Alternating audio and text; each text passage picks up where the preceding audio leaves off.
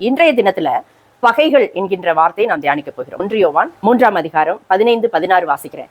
தன் சகோதரனை பகைக்கிற எவனும் மனுஷ கொலைபாதகனாயிருக்கிறான். உங்களுடைய சகோதரனை, என்னுடைய சகோதரனை என் இருதயத்துக்குள்ள நான் பகைத்தால் நான் யாரா? மனுஷ கொலைபாதகி.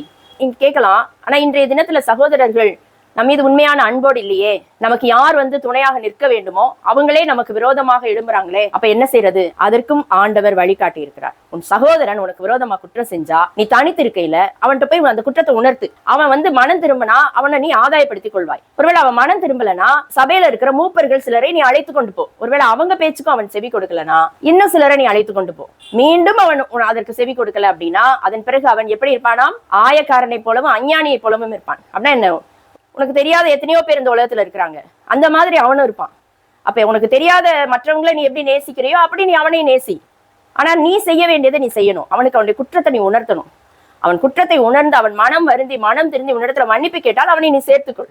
அவ்வளவுதான் ஆண்டவர் சொல்லியிருக்காரே ஒழிய யாரையும் இருதயத்துக்குள்ளே நாம் பகைக்க கூடாது. பிரியமானவர்களே, பவுல் என்ன சொல்றாரு தெரியுமா?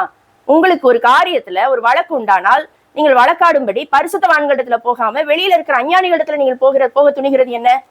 நம்ம தேவதூதர்களே நியாயம் தீர்க்கிற இடத்துல இருக்கிறோம்.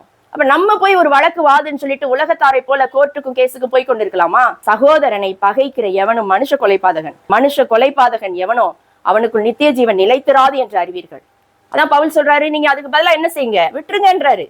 ஆண்டவர் அதைத்தானே சொல்றாரு. ஒருவன் உன்னுடைய வஸ்திரத்தை எடுத்துக்கொள்ளணும்னு நினைச்சானா அங்கேயே விட்டுரு. ஒரு மைல் தூரம் நீ என் கூட வந்துதான் ஆகணும்னு ஒருத்தன் பலவந்தம் பண்ணா 2 மைல் தூரம் போ. அப்படிப்பட்ட கிருபைகளை கர்த்தர் கிறிஸ்தவ சமுதாயமாகிய நமக்கு தருவாராக. இந்த காரியத்துல சகோதரனை பகைத்தால் இந்த நேரத்திலே நாம் மனம் திரும்ப வேண்டியவர்களா இருக்கிறோம். நாம் ஜெபிப்போம்.